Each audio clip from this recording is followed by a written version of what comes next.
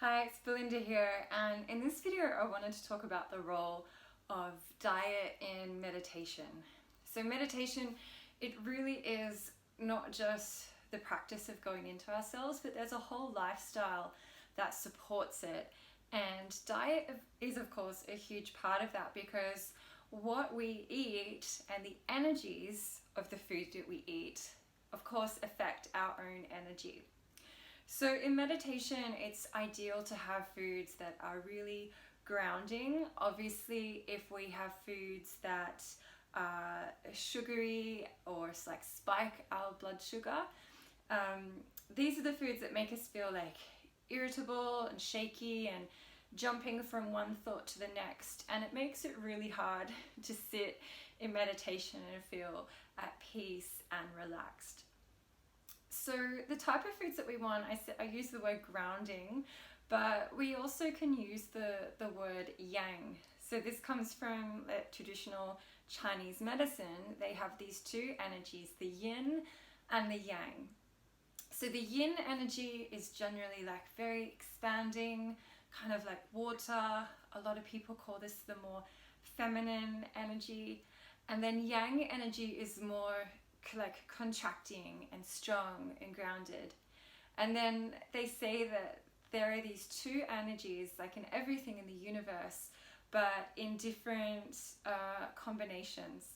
So you may even be aware of the yin yang symbol. It's like black and white, and it's like a squiggly line in the middle. But even in that symbol, in the black part there's a dot of white, and in the white part there's a dot of black. So there's yin and yang constantly evolving and changing through everything, including us.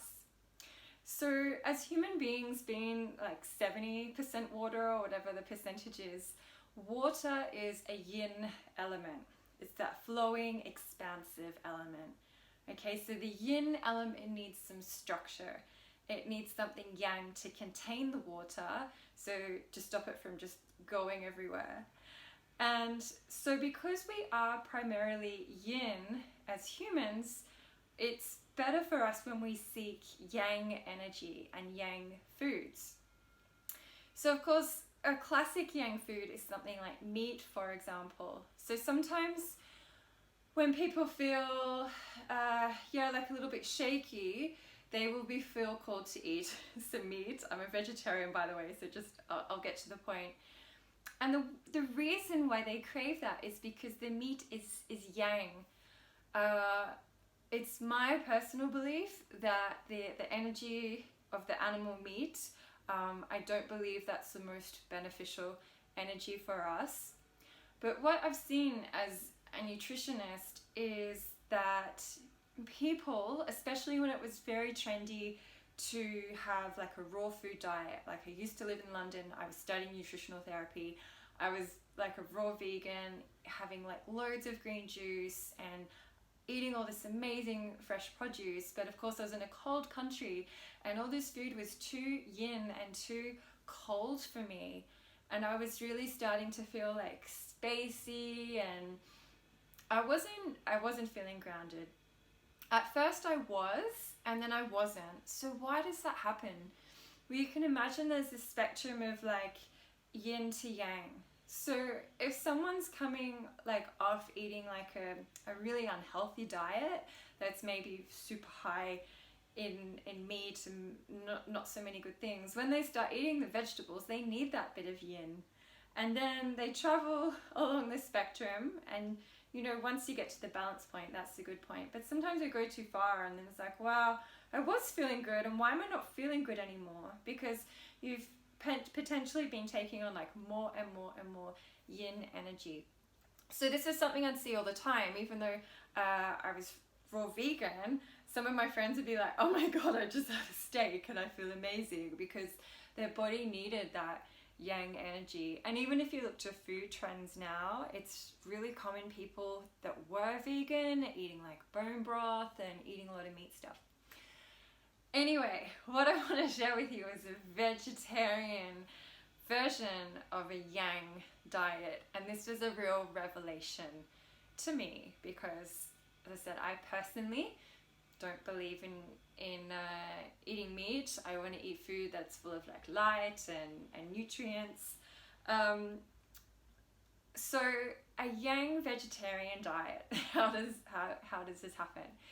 It is in the way that we prepare and cook the foods. So these are macrobiotic techniques. So for example, we have rice, which in many traditions, and especially a lot of the Asian traditions, like even the Chinese symbol for rice, it means peace. Rice has been a staple, and it's really is kind of like a superfood if you want to go into those terms.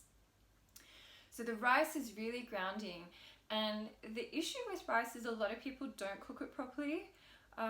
You really need to soak it overnight. Some people even semi-sprout it, and then I cook it in a pressure cooker with quite a lot of salt, because salt is a yang element, and also seaweed, because the seaweed is full of minerals. And again, as a nutritionist, I would see that the main issues people had were like blood sugar imbalance and not enough minerals. And you know, people try to get minerals from supplements, but it's not really the same, because it doesn't have the same life force energy. It may have the same chemical composition, but you know, initially you feel good, and I think sometimes in short-term situations nutritional supplements can be amazing, but long-term they don't have that life force energy. So anyway, you cook the rice in the pressure cooker with this salt, and the combination of it being soaked and then the pressure and the salt and the seaweed, it makes the rice more yang.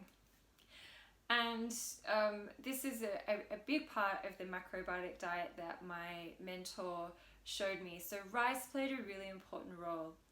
And the rice would have as a breakfast porridge. So we would take some rice that was cooked in just like water, a teaspoon or two of the salt, and a couple of pieces of like kombu seaweed.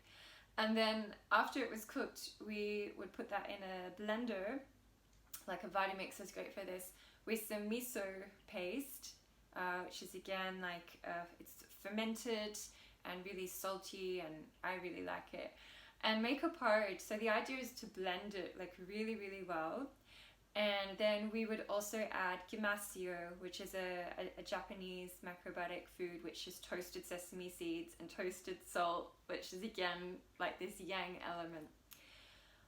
But when we're cooking the food, it's also, you make it like a ritual. The water that you soak the rice in, you bless, and you say, this is going to give me absolute health. You do everything with great love. And when you eat, and this is the most important part, it's really important to chew the food well. You know, often when we're having juices all the time, especially, we're not chewing, and most people don't chew very much at all. And the longer that you hold the food in your mouth, and it gives time for your saliva to work on it, the easier it is for the food to digest. And this is really key, because to get good nutrition, like one part is the actual food, but the other part is the assimilation. So in macrobiotics, we cook with love, and then we chew really well, like at least 100 times, some of you might laugh, and then up to 300 if you're doing it as a spiritual practice. But that really allows your saliva to activate the food. When we just chew 1 or 2 times and swallow, we're missing out on all this process here. So the rice is one part of the grounding food, and of course there's more than that. The other main part for me is cooking root vegetables, and the way that I do this is I have like quite a big pot, and the great thing about all this food is you can cook good quantities. And in this big pot I layer like big pieces of pumpkin and sweet potato, broccoli, beetroot, cabbage, like whatever vegetables you want, but I predominantly do root vegetables because they're more grounding. And in the bottom of the pot you put like not very much water, maybe about 1 inch. So I put water in first, then I lay a few pieces of the kombu seaweed, sprinkle salt, and then I layer it in the vegetables. And I put this pot on the stove on the lowest setting, or very low heat. You know, you need to work out what's right for your stove. And I let this kind of sweat on the low heat for about 2 hours. And so by cooking the vegetables on this really low heat, you're not losing a lot of the nutrition. But again, they're very easy to digest. So the keys about this diet is that it's easy to digest, it's really high in nutrients, and it's grounding. So they're like the core components. And of course, yes, you have salads. You know, salads are more yin, fruits more yin. It's not that you have to have this extreme yang diet, but I find if I'm in a situation where I'm like, I'm not really feeling grounded at the moment, that is my go-to. I put on a big pot of the vegetables, I cook my rice, and then from the vegetables you can get creative, you can make soups, you know, you can put them in all sorts of different things. But honestly, when you really slow cook the vegetables in this way, they taste amazing. And then, yeah, it's like nutritious, easy to absorb, and grounding.